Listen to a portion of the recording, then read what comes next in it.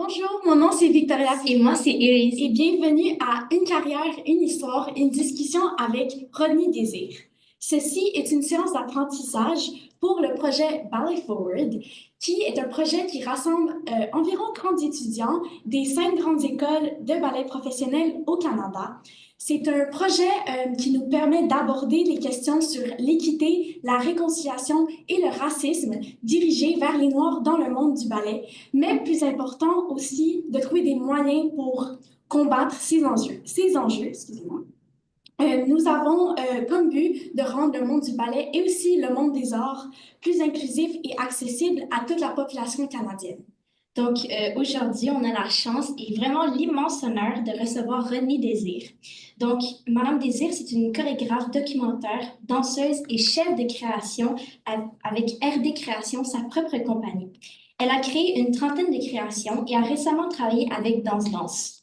Certains de ses projets lui ont valu 2 prix de la danse à Montréal, soit le prix Envol et le Grand Prix de la danse. La signature chorégraphique de Rodney est liée à ses racines haïtiennes ainsi que dans le reste des Caraïbes, en Afrique et en Afrique centrale et en Afrique subsaharienne.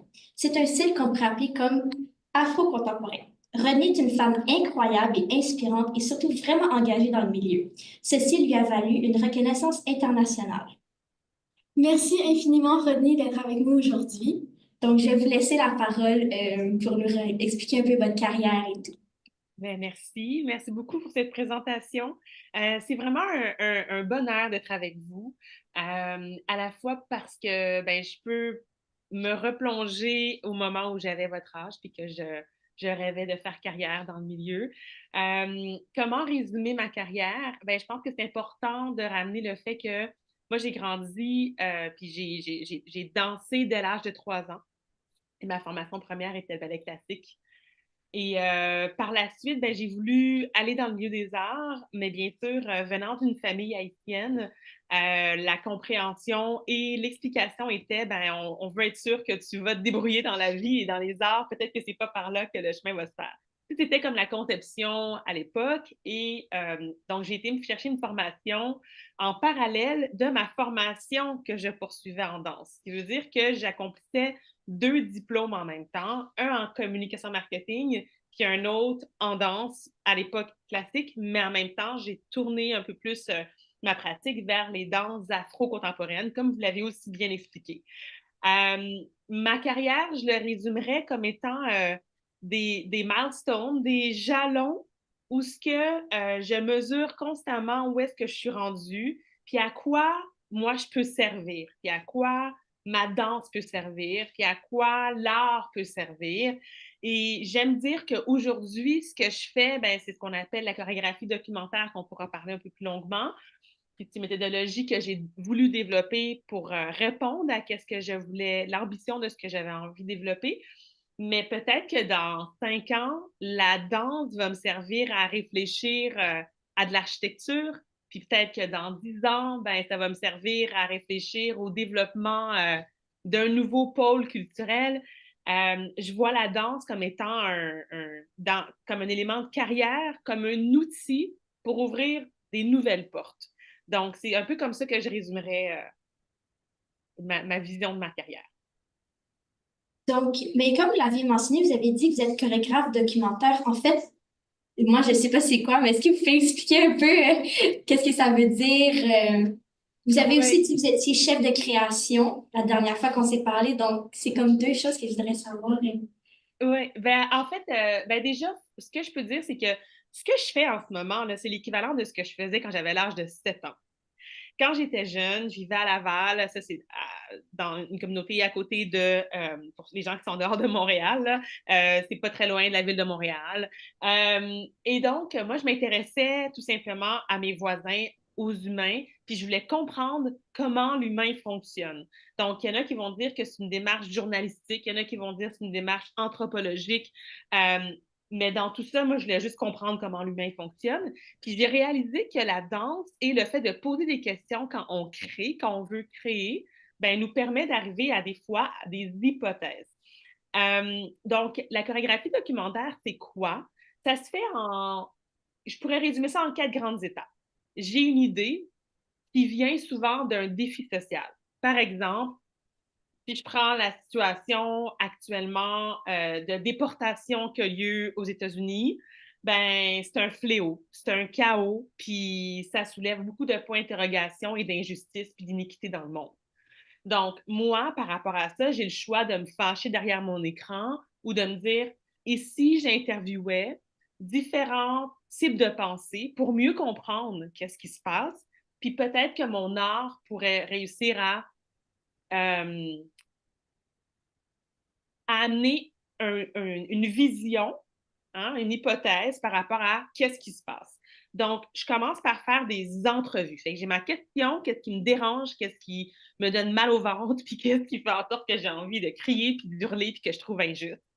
Après ça, je me dis qui je peux rencontrer. Et que là, je m'en vais rencontrer des spécialistes dans un domaine. Par exemple, si je prends la thématique, ça pourrait être des sociologues, des politiciens, des travailleurs sociaux, des organismes d'accueil de personnes immigrantes ou des personnes qui sont reliées aux communautés qui sont déportées. Ça pourrait être des familles. Ça pourrait être les gens eux-mêmes qui sont déportés, qui sont en transfert. Ça pourrait être des policiers, des policières. Puis à partir de là, ben moi, ça me permet d'avoir mon sac à dos d'informations. Puis mon sac à dos d'informations, il y a plein d'outils dedans. Puis ces outils-là, ben, quand je les brasse dans mon sac, je peux remettre une partie de ça à des musiciens, des musiciennes, puis dire, hey, je pense que j'entends un rythme.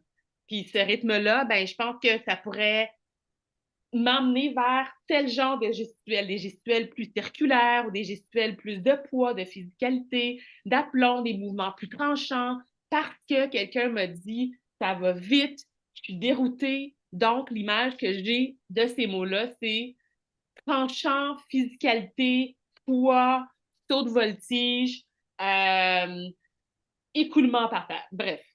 Donc, je pars de mon idée, je pars de la question, j'amène ça dans les spécialistes. Les spécialistes sont l'humain. Les témoignages m'emmènent vers d'autres créateurs, créatrices, concepteurs, conceptrices. J'amène ça aux interprètes. Puis pendant tout ça, je compose aussi des chants. Donc, je compose des chants en langage inventé, que j'aime dire, c'est un langage et c'est une langue que je ne parle pas, mais que je parle secrètement. Et après ça, ben, j'arrive à la phase de l'œuvre. Puis cette œuvre-là, c'est une hypothèse que je propose aux citoyens et citoyennes qui deviennent mon public. Donc, la chorégraphie documentaire nous permet de préserver les mémoires des peuples, nous permet d'excaver les défis sociaux à partir de l'oralité. Puis je reviens, dans le fond, à un de mes grands amours qui est l'oralité à travers les époques, la tradition orale qui est de se parler puis de raconter des histoires. Hein? Puis je te dis quelque chose, garde-le en secret. Ben, ça a traversé les époques. Hein? Je pense que ça va battre le AI bien longtemps. Donc, ça fait en sorte que moi, je m'appuie là-dessus. Puis après ça, ben, je peux développer mon œuvre. Et c'est ce que j'ai fait au travers de la plupart de mes œuvres.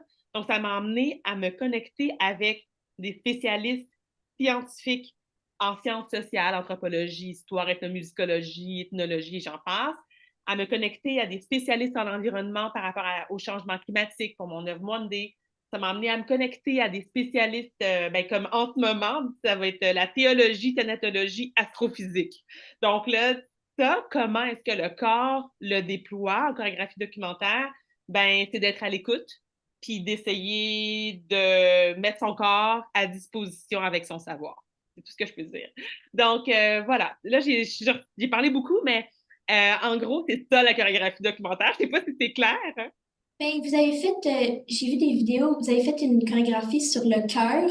Oui. Puis ça, j'avais trouvé ça vraiment beau, mais je pense que ça, c'est de la chorégraphie documentaire, c'est que vous avez comme représenté pas le cœur dans le genre comme ça, mais vraiment le cœur humain en mouvement, puis j'avais trouvé ça super. J'ai vu des vidéos, mais j'ai trouvé ça vraiment beau. Non, Ben, c'est ce qui est vraiment intéressant, en fait, ce que je trouve fascinant avec la chorégraphie documentaire, puis pour de vrai, je pourrais faire ça toute ma vie. C'est la chose que je me dis, je peux avoir 90 ans, puis me demander encore, ben, comment on va faire pour expliquer à des gens des défis de jeunes qui ne trouvent pas leur repère, par exemple, ou euh, un enfant de 5 ans qui vit de la malnutrition, mais qui doit quand même aller à l'école, son histoire de résilience, comment on la raconte. Donc, ce qui est intéressant avec l'histoire du chœur, Stéphanie de Cœur, c'est que moi, je me suis toujours dit, je vais jamais créer une pièce sur l'amour parce que je pense pas que j'ai grand-chose à dire, puis ça m'épate pas tant que ça comme thématique. Pas parce que j'aime pas l'amour lui-même, mais parce que je ne voyais pas, il était où le nœud que j'avais envie d'adresser. Et quand je me suis intéressée aux maladies cardiovasculaires et aux histoires de résilience que les gens vivent, et comment dans le corps, le cœur et tout le système cardiovasculaire qui est directement relié à la danse fonctionne. Et en rentrant dans des salles d'opération, puis en voyant des cœurs ouverts, puis en voyant le système qui bouge, puis en voyant comment les équipes dans les salles d'opération fonctionnent, c'est des chorégraphies sous nos yeux, ben, je suis sortie de là en ayant plein de matière pour ensuite de ça diriger également avec la chef d'orchestre des orientations pour les orchestres en disant, ben là, ils vont jouer avec plus d'aplomb parce que dans la salle, quand les instruments tombent, j'ai besoin qu'on crée un vrai chaos, pas que ça soit placé. J'ai pu retracer la transplantation cardiaque, c'est quoi vraiment le vide. Fait que j'ai pu dire aux musiciens, ça fait peut-être 40 ans que vous jouez la même chose super bien, mais là, j'ai besoin que vous fassiez comme si vous ne savez plus comment jouer parce que la transplantation cardiaque, c'est ça, comme on te met un nouveau cœur dans ton corps déraille, puis tu as beau avoir la meilleure technique du monde, il faut que tu enlèves tout ça d'un coup, puis tu repars à zéro. Donc, ça, c'était un défi aussi pour les musiciens. Fait que la chorégraphie documentaire, en d'autres mots, pour arrêter de parler de ça, mais sans trop parler longtemps, c'est vraiment un outil qui nous permet de mieux mettre à défi la danse, de mieux mettre à défi le pouvoir de l'art, puis de mieux mettre à défi où est-ce que l'humain se trouve aujourd'hui dans la société. Vraiment fascinant. C'est vraiment fascinant. Oui, mais c'est ben, clair que vous êtes très présente et involved avec tous les problèmes sociaux. Est-ce que vous, personnellement, il y a une raison ou il y a une histoire que vous avez pour laquelle vous êtes tellement intéressé dans les problèmes qu'on a dans notre société aujourd'hui, quelque chose de personnel qui a vraiment comme fait naître cette envie de rechercher et de créer? Oui, ben en fait, je pense que je pourrais nommer qu'en 2014, j'ai commencé la méthodologie chorégraphique. Ben, 2015. J'ai officiellement commencé la méthodologie chorégraphique documentaire. En 2013, j'ai créé une pièce qui s'appelle Boat, qui parle de migration-déportation. Puis je voulais faire le pont psychologique entre ces deux thématiques-là. Et quand est venu le temps de faire circuler l'œuvre Boat, ici à Montréal, au Québec, mon agente et moi, on s'est butés à des barrières systémiques qui se traduisaient comment? Principalement, c'était la danse que Rodney fait, elle est très traditionnelle, alors que j'ai jamais fait de danse traditionnelle dans mes œuvres créées. J'ai pris des cours, mais ça n'a rien à voir avec ce que je présente. Donc, j'ai réalisé qu'il y avait vraiment un grand défi dans la compréhension, puis il y avait beaucoup de freins qui étaient mis au-delà de l'analyse de l'excellence de mon œuvre. Est-ce qu'elle est excellente ou pas? Puis la compréhension de c'est quoi l'excellence d'une œuvre dans un langage qui n'est pas en ballet classique ou en danse contemporaine eurocentrique. Comment la danse contemporaine, elle est vulgarisée. J'ai vu qu'il y avait des barrières puis qu'il y avait encore beaucoup d'éducation à faire. Donc, j'avais envie de quitter le milieu. Je me voyais plus du tout dans le milieu. Puis, il y a comme une belle bouée de sauvetage qui est arrivée, que j'appelle comme une idée, de développer un projet dans lequel j'allais démontrer à quel point les cultures africaines et afrodescendantes sont purement contemporaines et même si elles sont nommées, même si elles sont ancestrales, elles sont contemporaines parce qu'elles se conjuguent directement avec les gens dans le moment présent qui la créent et qui la renouvellent. Donc, j'ai créé Boat Trail. Boat Trail, c'est un parcours de mémoire dans les Amériques qui m'a emmené sur 7 territoires des Amériques à recréer à chaque fois la même pièce.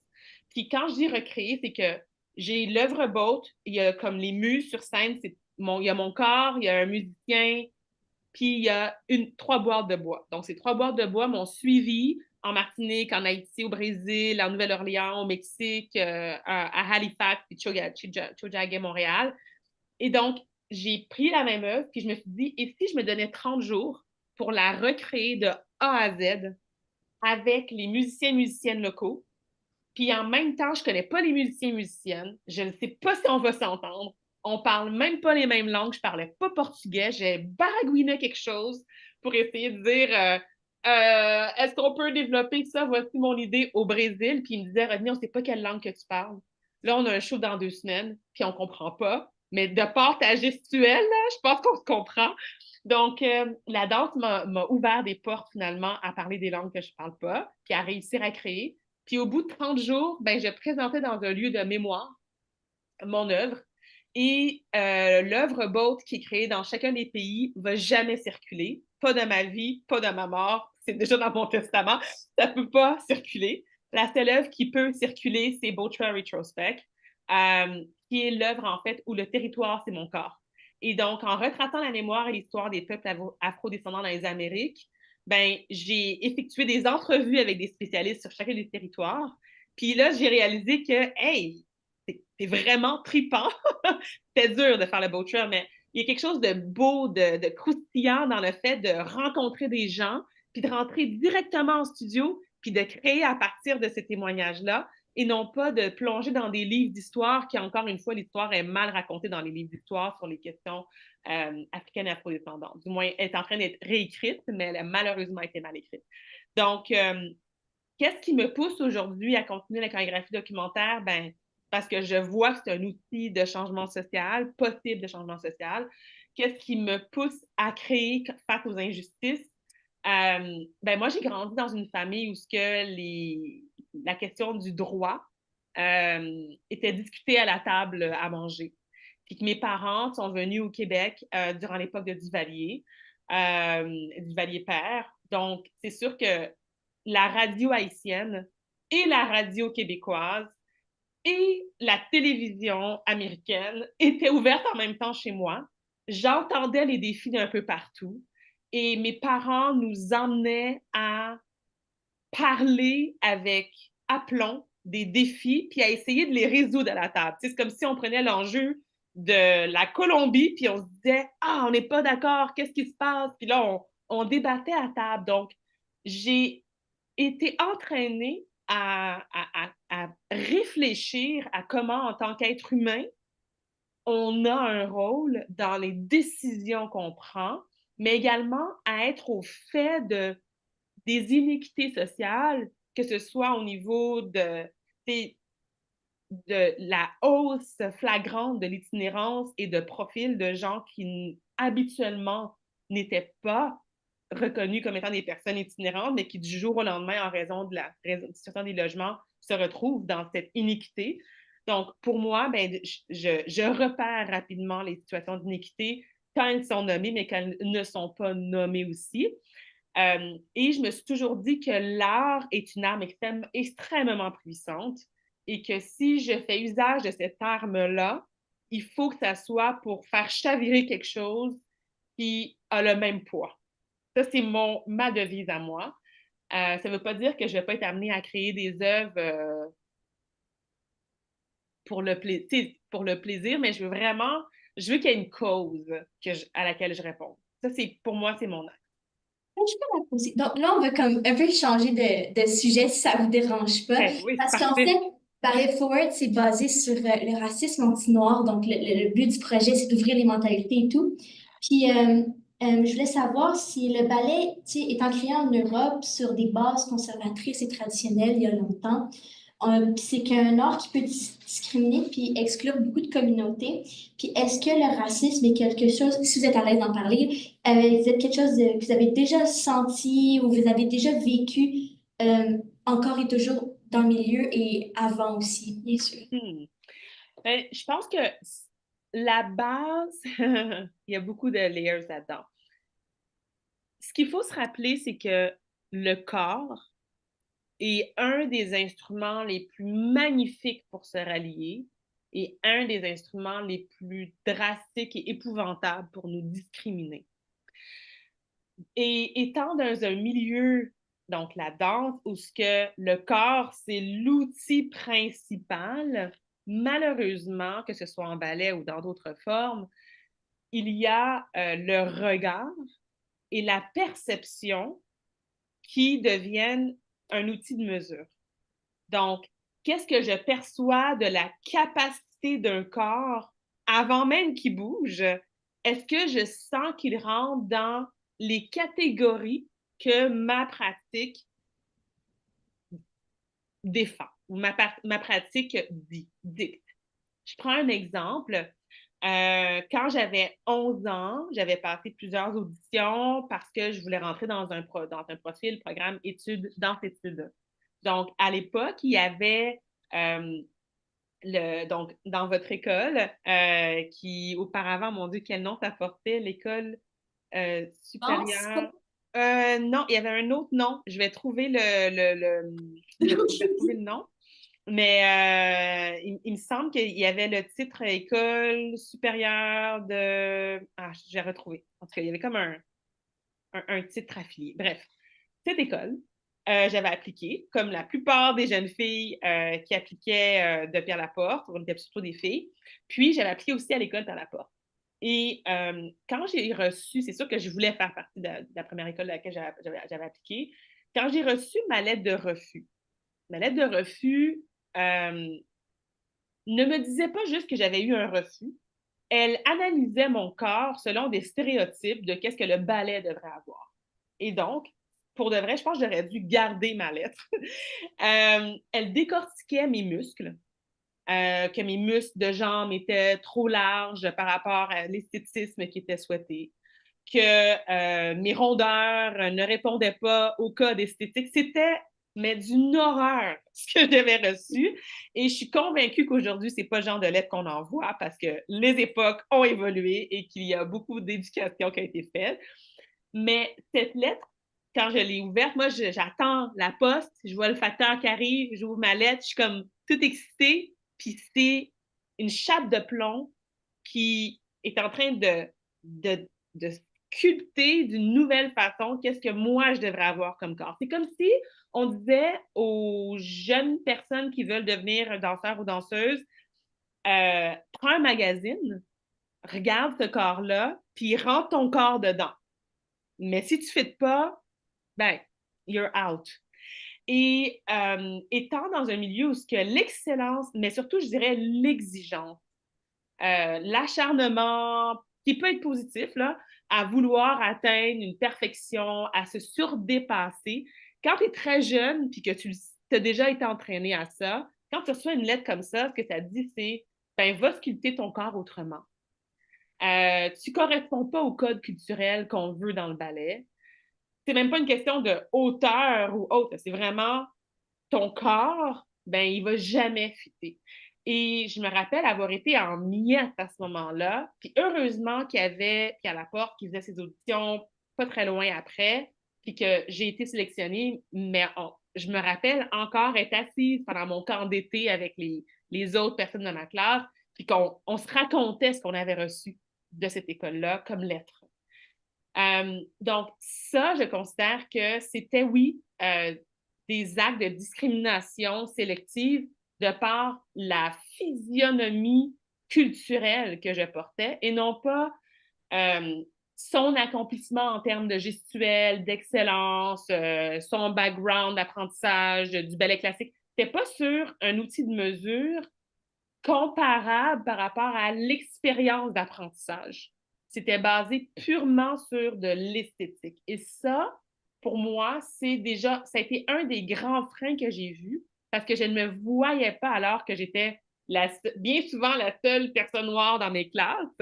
Je ne voyais pas cette discrimination jusqu'à ce moment-là. Et par la suite, au secondaire, ben, c'est certain que l'attribution de certains rôles, ben, les grands rôles, je n'y accédais pas nécessairement parce que c'était assez rapide qu'on écartait la possibilité.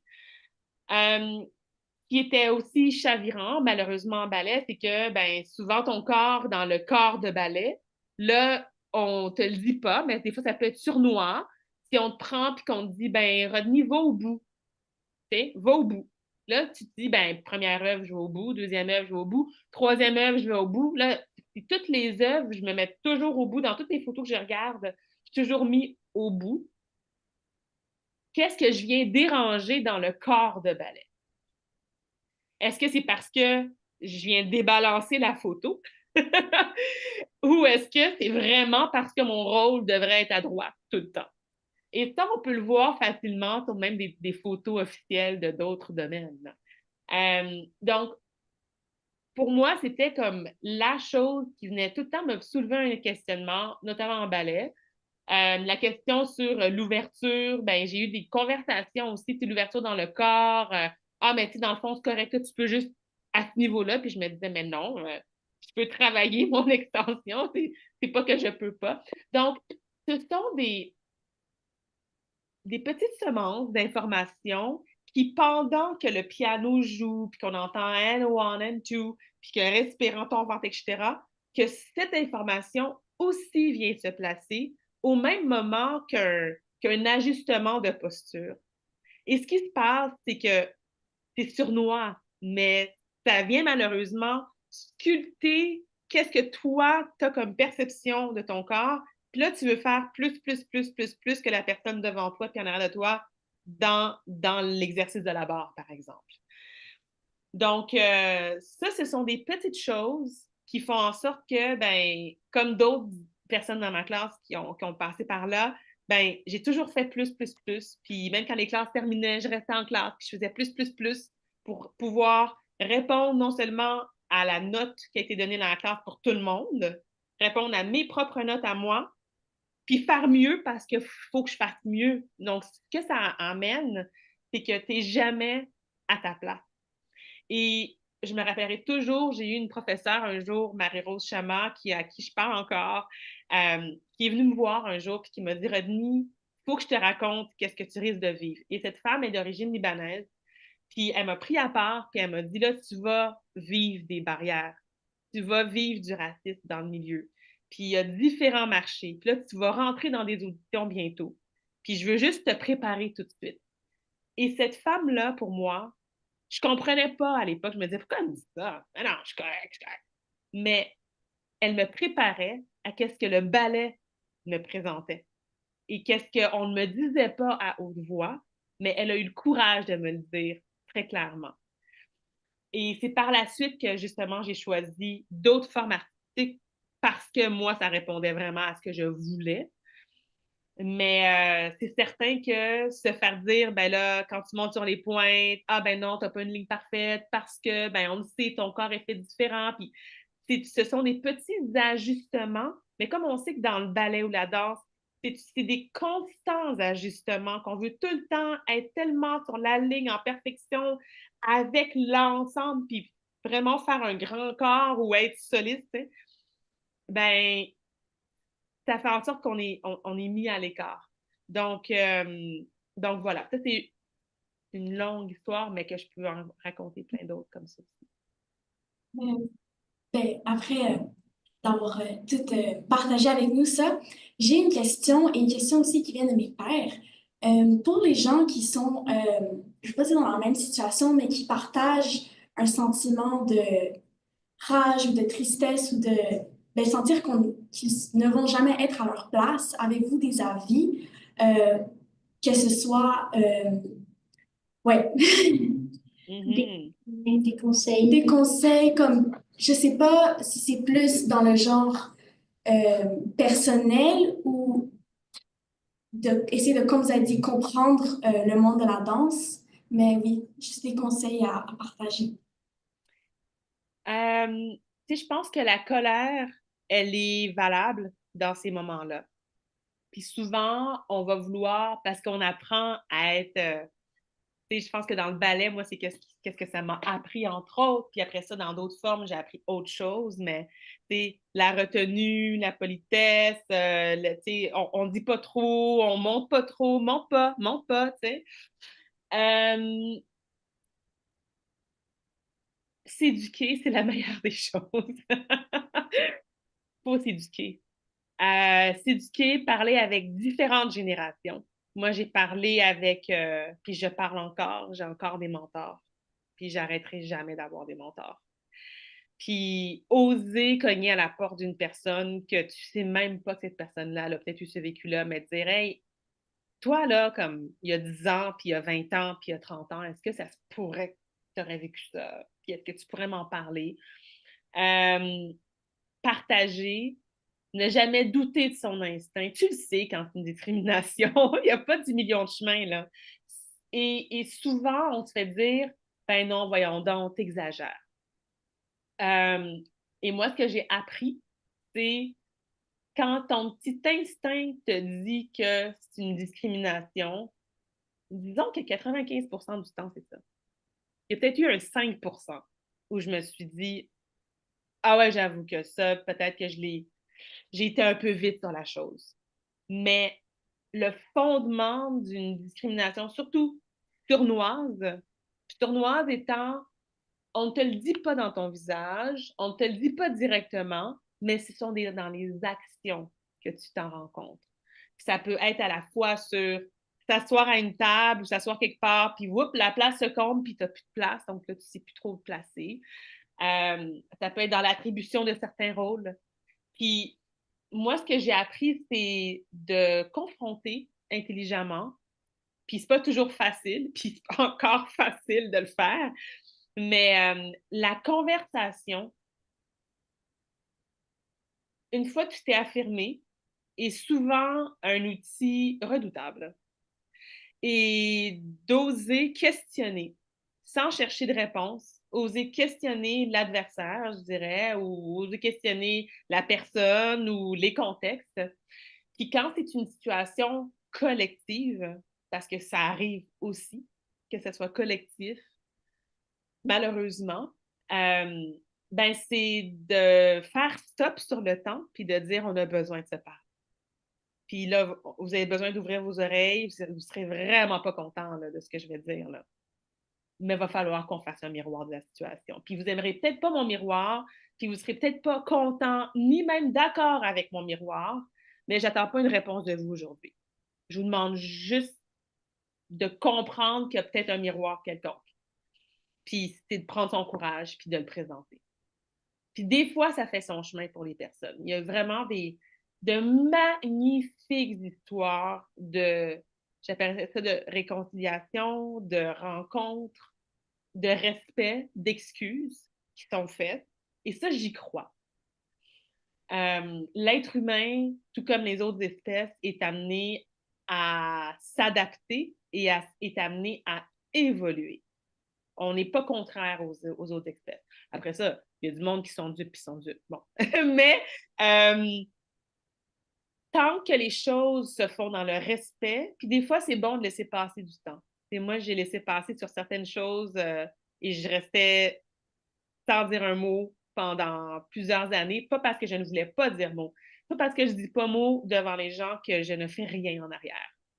Et je pense que le Boat Trail en est un exemple. Puis, quand c'est sorti, le web documentaire de 75 vidéos, puis mon Dieu que j'en ai encore des vidéos qui ne sont pas encore sorties, puis j'ai juste hâte de sortir. Quand Radio-Canada m'a annoncé 3 jours après que j'avais accouché de mon petit, qui prenait un web documentaire, la web série et un moyen métrage, je tenais mon enfant, puis je disais à mon équipe, est-ce que vous me laissez un peu, genre une semaine, je viens d'accoucher, puis je m'attendais vraiment pas à ce qu'on ait 3 projets en même temps qui sortent à Radio-Can, alors que j'avais vraiment peur de ne pas être capable de sortir tout ce que j'avais récolté au travers des années parce qu'il n'y avait aucun diffuseur qui disait oui. Là. On se faisait dire non, que ça n'allait pas intéresser les gens, puis que c'est ça. Donc, je crois profondément dans la conversation, mais dans son temps. Puis quand je dis dans son temps, c'est que pas tout le monde qui est rendu à converser. Il ne faut pas se forcer soi à converser. Puis même quand il y a une situation de discrimination, puis qu'on se dit, ben, allez, on va s'asseoir, on va parler, puis si tu n'es pas prête, tu n'es pas prête. Puis tu as le droit de ne pas être prête. Puis les discriminations, ben, c'est des scars dans l'âme. Puis ça reste bien souvent pour la vie. Et cette profondeur-là, si c'est moindrement saisi par les gens, ça va leur permettre de comprendre pourquoi il n'y a pas de conversation. Pourquoi ça peut prendre 5 ans, 6 ans, 7 ans? Pourquoi ben, il va y avoir une distance? et pourquoi, rendu au moment de se parler, ce sera le bon moment. Donc, se rencontrer, se laisser du temps, s'éduquer, lire, voir des documentaires, parler avec des gens. Ouais. Je pense qu'on va être comme vers nos dernières questions. Je vais parler encore un peu de vos créations. Puis on avait pensé tout à l'heure, on avait dit comment est-ce que vous allez vous aborder justement le racisme et les enjeux comme ça dans vos créations. Je sais que vous nous avez expliqué comment vous faisiez un peu avec la chorégraphie documentaire, mais vraiment, quand on parle de racisme, si vous en avez déjà fait une, comme comment vous êtes basé, est-ce que vous avez comme sur quoi? Est-ce que c'était sur votre passé, sur des témoins? C'était- Ben, ce qui est intéressant dans la chorégraphie documentaire, c'est que c'est jamais à propos de moi. Je peux partir d'un vécu. Je pense que comme n'importe quelle personne, on est biaisé sur un sujet parce qu'on a un vécu. Puis la beauté, c'est que ben, le parcours du Beau Trail, parce que mes œuvres ne parlent pas toutes de racisme et de discrimination. Là. Puis même le Beau Trail, c'est un parcours, oui, qui part de la traite négrière, qui part des discriminations, mais qui met de l'avant les 15 musiciens avec qui j'ai travaillé à travers le monde. Ça met de l'avant la force de résilience, la force de recréation culturelle. Je veux dire, c'est quand même assez fascinant qu'aujourd'hui, là, on est capable de. On n'est même pas capable, en fait, de nommer tous les rythmes et tous les mouvements musicaux du monde qui existent basés sur les rythmiques africaines afrodescendantes, parce qu'au moment où on se parle, il y en a plein d'autres qui sont en train de se faire et qu'on n'est même pas au courant. Puis je prends un exemple, quand j'étais au Brésil, il y a ce qu'on appelle le passinho. Puis le passinho, c'est les jeunes des favelas qui sont venus me parler de ça. J'étais dans un musée qui s'appelle El Museo de los Petos Novos à Rio de Janeiro. Puis j'étais assise avec des chercheurs, puis on parlait, puis je parlais de ma recherche. Et il y a une dame silencieuse qui m'a dit, ben moi, je suis avocate, je suis aussi danseuse, Carolina Pérez. J'étais la seule avocate noire dans mon université, puis j'ai lancé un mouvement qui permet aux jeunes de se mobiliser plutôt que d'utiliser des armes. Puis comme puis à l'époque, je pense que c'était chaque 30 minutes. Ah mon Dieu, il faudrait que je revoie la statistique. Chaque 23 minutes, il y a un jeune noir qui meurt en raison de racisme systémique au Brésil. Puis ça, c'était en 2016. Donc, cette situation-là, elle m'a dit, moi, j'ai des jeunes, puis ça se peut qu'il y en ait un qui part un moment donné parce que, ben, la police a décidé autrement de sa vie. Puis quand je suis arrivée au Brésil, il y avait une manifestation de mères afrodescendantes et autochtones qui marchaient côte à côte pour lutter contre les discriminations raciales.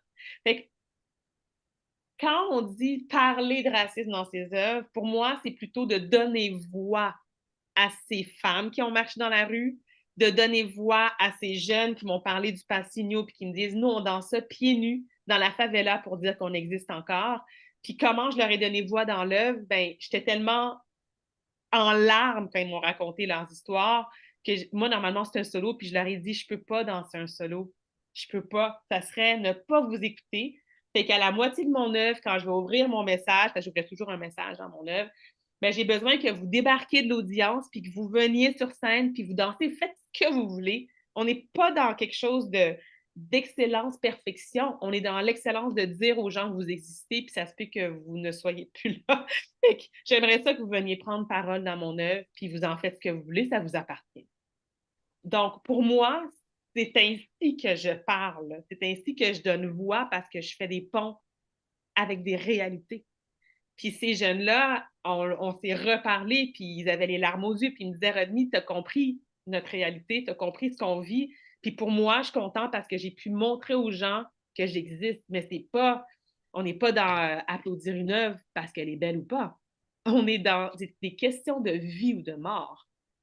Et c'est ça, finalement, le Beau Trail aussi. Donc, le Beau Trail raconte ça, puis comment je retrace ces images-là, ben, c'est dans la pesanteur que ça réside dans mon c'est qui est dans mon corps. Donc, quand je danse Beau Try Retrospect, puis, tu sais, je vous mettrais même au défi d'apprendre un extrait de Beau Try Retrospect, tu as besoin de ressentir les 200 témoignages les 140 témoignages dans ton corps qui parlent en même temps, puis un geste, c'est 140 voix en même temps. C'est ça le poids de Beau Try Retrospect. C'est pour ça que je la danse pas souvent. Donc, aborder les questions d'iniquité, c'est accepter de mettre son corps dans un four à broil. Pas mal ça. Ouais. On est loin de l'esthétisme. Ça n'enlève pas l'esthétisme, mais c'est que on est danser, ça va au-delà de se dire je veux atteindre ça. C'est qu'est-ce que tu portes en toi comme message tellement fort qu'il faut absolument que tu le passes à quelqu'un d'autre. Moi, c'est ça qui m'intéresse dans les œuvres. Voilà, je m'arrête là. C'est super inspirant. Merci Merci beaucoup. C'est vraiment... juste, dernière question pour conclure un peu la discussion. Vous travaillez sur quoi en ce moment? Parce que j'ai des nouveaux projets, des choses comme ça. Oui, donc en ce moment, c'est vraiment mon beau bébé, là. Donc en ce moment, je mets à jour enfin ce que je veux développer depuis 10 ans, qui est un laboratoire chorégraphique documentaire, ce qui veut dire que RD Création ayant développé une expertise aujourd'hui en chorégraphie documentaire, on lance maintenant 2 laboratoires en même temps. Ça veut dire qu'on développe nos œuvres en forme de prototype, un peu comme des ingénieurs qui font de la recherche-développement. Nous, on fait du prototypage d'œuvres pour voir tout le potentiel autour de l'œuvre, à la fois au niveau des partenaires, des costumes, de la danse, d'éclairage. Donc, on vient de lancer 2 prototypes de création, puis nos 2 sujets. Le premier s'appelle SCO. SCO, c'est aborde la question des scolioses. Moi, j'ai une scoliose. Fait que, quand on parle de résistance d'iniquité, ben, j'ai eu une scoliose, puis j'ai failli me faire opérer. Mais j'ai quand même, je continue de danser, là. Donc, SCO aborde la question de toutes ces torsions psychologiques et physiologiques que les jeunes filles et adolescentes ont à porter jusqu'à l'âge adulte. Et puis, je dis jeunes filles parce que c'est principalement 90%, sinon plus, des jeunes filles qui le portent. Et ça va devenir en ce moment une installation numérique avec performance et performance musicale. Puis en fait, on travaille également prochainement. Donc là, je commence là en ce moment ma recherche par rapport à COSA. COSA en créole, ça veut dire ce corps-là. Et on aborde la question de la mort racontée à partir des enfants et à partir de spécialistes en astrophysique, en théologie et en thanatologie. Wow! Ouais. Wow, tellement intéressant, oui. Est-ce que, c'est un petit peu par rapport, mais comme, est-ce que vous avez des endroits où vous les présentez, ou ça va être sur Internet, en théâtre? Est-ce que vous savez encore? Ben, en fait, la beauté, c'est que quand on embarque dans un laboratoire chorégraphique documentaire, on se donne la liberté de ne pas savoir qu'est-ce qui va sortir, puis c'est ça qui est le fun. Par exemple, SCO, j'étais convaincue que ça allait être une œuvre de groupe avec 4-5 interprètes, puis on allait avoir des objets scénographiques sur scène, puis les musiciennes avec qui on travaille, le groupe OCAN à Toronto, on se disait, OK, ça va être une œuvre sur scène. Et au bout de 36 heures de création en laboratoire avec scénographe, vidéaste, conceptrice d'éclairage, les témoignages que j'ai récoltés de Sainte-Justine, de chiropraticienne, beaucoup de monde. Et avec l'Université de Montréal en partenaire aussi, ben à la fin, j'ai réalisé que c'était pas un show de danse sur une scène régulière, que le message devait se canaliser dans une installation audio, numérique, projection et performance de temps en temps, ce qui veut dire que notre nouveau marché devient des musées. Donc, RD Création a déjà monté une exposition, l'exposition Conversation, mais là, on va faire notre 2e itération en installation numérique, puis ça va être le projet Scoop. Fait qu'on est pile poil là-dedans en ce moment, ce qui veut dire que la danse puis la chorégraphie documentaire nous emmène vers autre chose. Et en cédant cette liberté-là, ben, si on avait scellé tout de suite avec un diffuseur en danse, ben là, on serait mal pris pour lui dire « Hey, finalement, sais-tu quoi? C'est pas un show de danse. » Ben, le show de danse arrive dans la performance de l'installation numérique qui devrait être dans un musée. Tandis que maintenant, on est capable vraiment d'avoir une vision encore plus claire, une proposition plus posée, puis une capacité d'aller rallier des partenaires qui vont être d'autant plus orientés vers ce qu'on veut faire. Puis pour COSA, ben moi, j'imagine que c'est mon prochain symphonie parce que c'est quand même une œuvre qui risque d'être assez grosse en raison des 3 grands sujets qu'on aborde. Puis ça, c'est une œuvre qui s'en va en 2028-29. Donc, on travaille sur des 3 ans. Notre compagnie, nos créations sortent pas ou peu. Le plus tôt, c'est 2 ans et demi, 2 ans et quelques de travail. Mais la chorégraphie documentaire demande 3 ans de travail pour vraiment, vraiment avoir une bonne documentation, un archivage pertinent, des partenaires alliés, une chorégraphie où la signature elle est d'autant plus pointue. Puis il ne faut pas oublier la polyrythmie pour RD Création, puis dans le langage, chorégraphie documentaire, c'est vraiment important. Si on veut que le langage de corps soit vraiment fort, il faut que le langage musical aussi soit écrit en même temps que le langage de corps. Donc, ça, c'est une autre corde qu'on pourrait parler longuement, là. C'est quoi le lien corps-musique, corps-instrument? Ouais, le rôle du musicien ou de la musicienne en tant qu'accompagnateur, accompagnatrice en dehors de la classique, là, c'est tout un univers dans la polyrythmie. Ouais.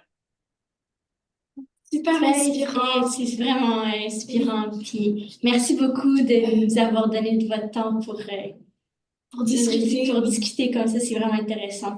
Ah, ça fait plaisir. Ben moi, j'ai une question pour vous. Ah, Oui. J'aimerais savoir, aujourd'hui, vous regardez, tu sais, le milieu de la danse, puis vous avez vos rêves. À quoi vous rêvez? Ben, si je peux commencer. oui, vas-y. Je pense que de toucher les personnes, parce que ben, je rêve d'être sur la scène, mais plus que de m'impacter moi, je veux impacter ceux qui sont autour de moi. Alors, je pense que quand tout ce que vous nous avez expliqué aujourd'hui, vous avez partagé avec nous, c'est inspirant parce que ça me confirme que c'est possible de toucher à des centaines et des milliers de personnes. Et ben oui, c'est ça. Alors, Ben, moi, c'était un peu la même chose. Puis je pense que c'est de vivre à travers la danse surtout, puis de voir comment ça peut toucher à tout le monde. Puis on est beaucoup plus ouvert maintenant, je dirais. Puis le fait que on est ouvert à toutes les communautés, puis à tout le monde, puis que tout le monde peut avoir l'opportunité de danser. Donc, ça, c'est vraiment comme un rêve à atteindre. Puis qu'il n'y ait plus de barrières. En fait, ouais. Ben, je vous le souhaite. Je nous le souhaite collectivement, oui. Oui. Merci. Ouais. Peut-être de concrétiser les plus grands rêves, les rêves les plus fous que vous avez en tête déjà, et surtout ceux que vous ne connaissez pas encore. Ouais. Merci. Merci. Merci.